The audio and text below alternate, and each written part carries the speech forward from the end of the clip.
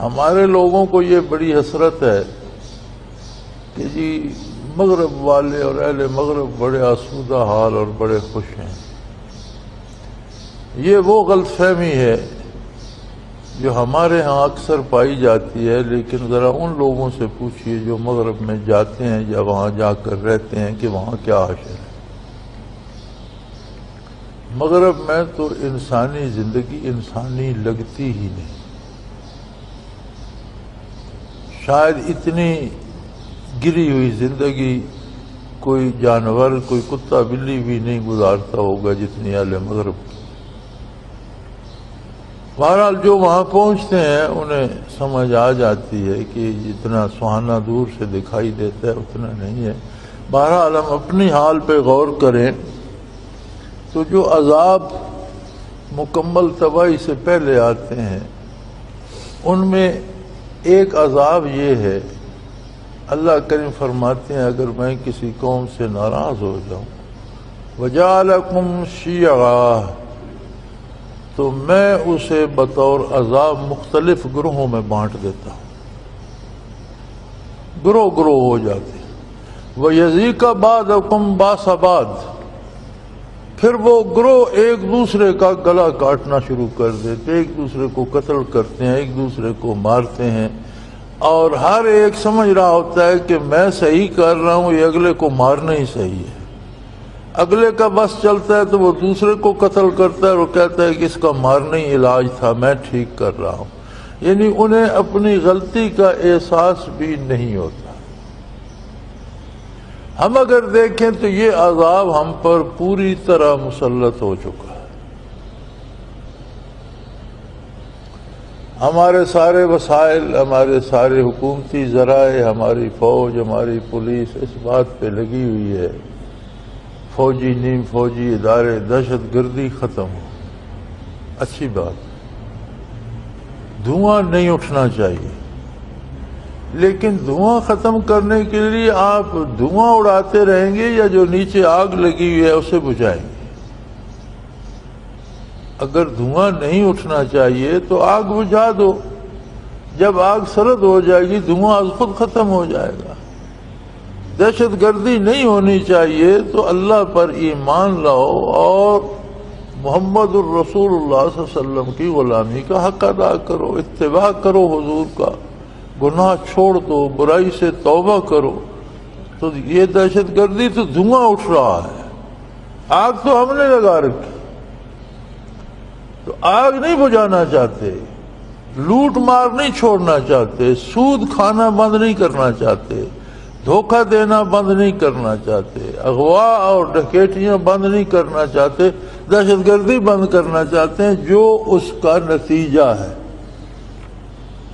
جو ایک عذاب الہی کی صورت ہم پر مسلط ہے۔ قرآن کہتا ہے جعلکم شیعا، میں تم کو گروہوں میں بانٹ دوں گا۔ یہ عذاب ہے کہ میں تم کو مختلف گروہوں میں تقسیم کر دوں گا اور ہر گروہ دوسرے کو مارنا شروع ہو جائے گا۔ وَيَذِيقَ بَعْضَكُمْ بَأْسَ بَعْضٍ، ایک دوسرے کے گلے کاٹو گے، ایک دوسرے کو قتل کرو گے۔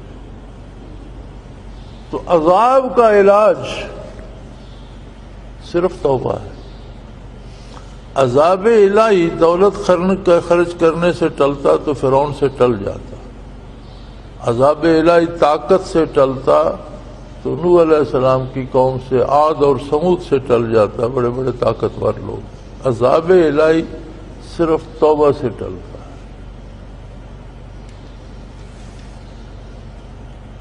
عذاب الہی کا علاج توبہ ہے، توبہ کرنے کی طرف ہم نہیں جاتے۔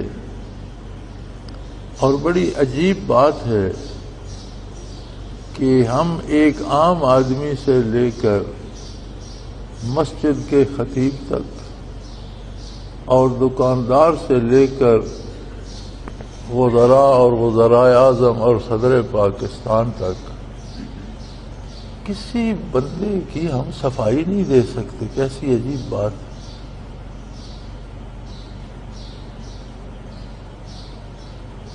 ہمارا تاجر طبقہ جو ہے ان میں اکثریت حاجی بھی ہے سارے، تو ہر سال 3 عمرے بھی کرتے، لیکن خریدار قابو آ جائے تو اس کی جیب کاٹ لیں گے، قیمت زیادہ لے لیں گے، چیز سستی دے دیں گے، کوالٹی کم کر دیں گے، وزن کم کر دیں گے، کہیں نہ کہیں سے ڈنڈی مار جائیں گے، پھر کیا فائدہ؟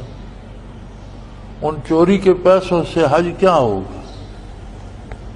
رشوت کے پیسوں سے کیا حج ہوگا؟ نبی کریم صلی اللہ علیہ وسلم کا ارشاد ہے کہ ایک شخص، حدیث شریف کا مفہوم ہے کہ ایک شخص دور دراز سے آئے گا، اس کا لباس آلودہ ہو رہا ہوگا، بال پریشان ہوں گے، چہرہ گرد آلود ہوگا، سفر کی تھکاوٹ اس کے چہرے سے عیاں ہوگی، اور سفر کی گرد سفر اس پر جمی ہوگی، اور بیت اللہ میں داخل ہوگا اور بڑے درد سے پکارے گا لبیک اللہم لبیک،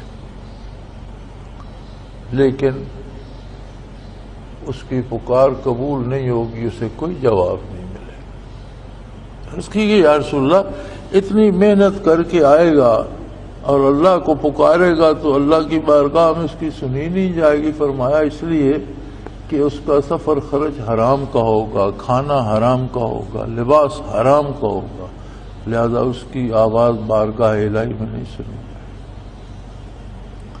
اب ذرا غور فرمائیں، جو سود لے کر جاتے ہیں، جو رشوت کے پیسے پہ جاتے ہیں، اور جو دھوکہ دے کر لوگوں سے ناجائز قیمتیں وصول کرنے والے تاجر ہیں، یا چیزیں روک کر مہنگا کر کے غریبوں کو مارنے والے لوگ ذخیرہ اندوز ہیں، تو یہ 10 حج بھی کرتے رہے تو کیا فرق پڑتا ہے؟ سیر سپاٹا ہی ہے، آنا جانا ہی ہے، یا دنیا دیکھا یا لوگوں نے حاجی کہہ دیا۔ تو ہم بھی اب گلے گلے تک تو ڈوبے ہوئے ہیں۔ یہ صرف ہم پر، یہ صرف ایک عذاب نہیں ہے، متعدد عذاب ہے ہم پر۔ ایک اور عذاب الہی کا تذکرہ ملتا ہے قرآن میں کہ ہم اس کی روزی تنگ کر دیتے ہیں، معیشتاً ضنکا۔ یہ ایک عجیب عذاب ہوتا ہے، یعنی کسی کے پاس غلہ ہے ہی نہیں، وہ تو روزی نہ ہوئی۔ یہ عذاب ایسا ہوتا ہے کہ ہر چیز بازاروں میں بھری ہوتی ہے، سامنے پڑی ہوتی ہے، لیکن بندے کو نصیب نہیں ہوتی، قوت خرید کم ہو جاتی۔ یہ ہوتا ہے معیشتاً ضنکا، روزی تنگ ہو جاتی۔ اب دیکھو بازار بھرے ہوئے ہیں چیزوں کے، ہم سے سبزی نہیں خریدی جاتی، پھل نہیں خریدے جاتے، آٹا نہیں خریدا جاتا، یا پیسے پاس ہوتے ہیں اور بازار میں دھکے کھا رہے ہیں، چینی دیتا کوئی نہیں۔ پیسے پاس ہیں، دھکے کھا رہے ہیں، کوئی آگے سے جنس ملتی نہیں، دیتا ہی کوئی نہیں۔ لائن میں کھڑے ہو جو سارا دن لائن میں کھڑے رہ کر شام کو گھر آ جاتے۔ ہر مہینے بل دیتے ہیں بجلی کا، اور پہلے سے زیادہ دیتے ہیں اور بجلی آتی ہے۔ کوئی وابڈا کو گالیاں دے رہا ہے، کوئی حکومت کو کوس رہا ہے، کوئی کسی کو، لیکن اصل بات یہ ہے کہ یہ بھی ہمارے جرائم کی ایک سزا ہے کہ شاید ہم توبہ کر ہی لیں۔ توبہ کا دروازہ پھر بھی کھلا ہے، اور یہ چھوٹے چھوٹے عذاب اس لیے آتے ہیں کہ اللہ توفیق دے اور لوگ توبہ کر لیں۔ اور جب ان عذابوں سے توبہ کوئی نہیں کرتا، فرعونیوں پر بھی آئے، مختلف عذاب آئے، بیماریاں آئیں، پانی خون ہو گیا، وہ پانی ہوتا تھا گھڑے میں، گلاس میں ڈالتے، جب ہونٹوں کی طرف لے جاتے تو خون ہو جاتا۔ مینڈے کتنے ہو گئے کہ چولہے بجھ گئے اور گھر بھر گئے، مینڈکوں سے پاؤں دھرنے کی جگہ نہیں۔ مختلف عذاب کئی قسم کے ان پر آئے، دریا خشک